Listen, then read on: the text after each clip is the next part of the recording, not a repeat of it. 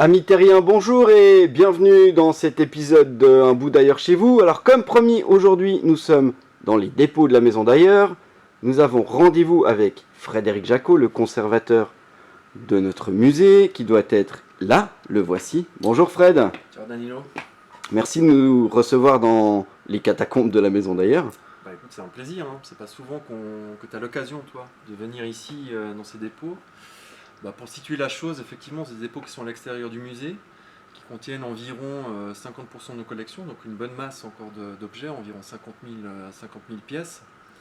Comme tu as pu t'en apercevoir, on a encore énormément de livres ici à disposition, mais pas que. C'est un lieu qui nous permet effectivement de stocker tout type de collections qui s'écartent de nos fonds habituels qui sont plutôt livresques. Parce que toi, dans ton boulot aussi, une des fonctions, c'est de continuer à faire grandir nos collections.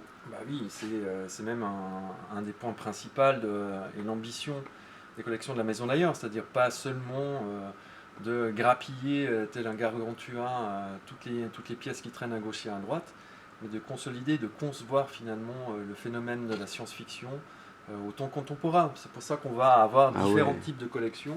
Là, tu as des jeux, je vois. Voilà, là, tu as des jeux, des jouets, du jeu vidéo, enfin, il y a un peu tout type de produits dérivés.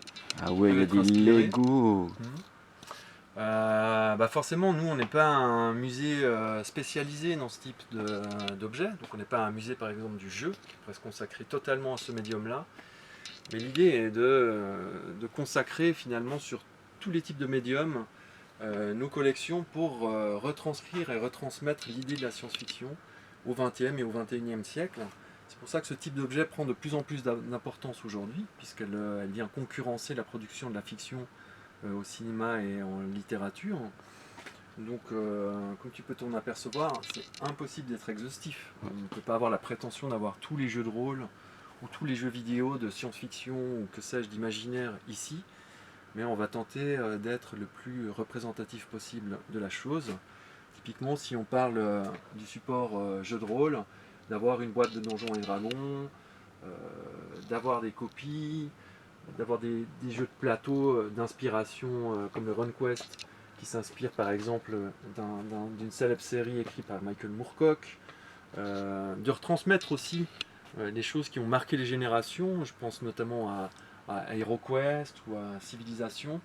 Enfin, l'idée est vraiment de créer une sorte de sphère de référence qui pourrait être considérée plus tard comme une référence culturelle globale, se disant ah tiens, à la fin du XXe siècle, si on voulait avoir une cartographie finalement d'un certain imaginaire, ici se trouve réuni tout type de support qui pourrait le retranscrire.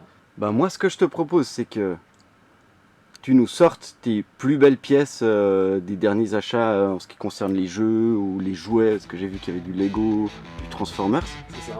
Et on se réjouit d'avance. Allez, à bientôt!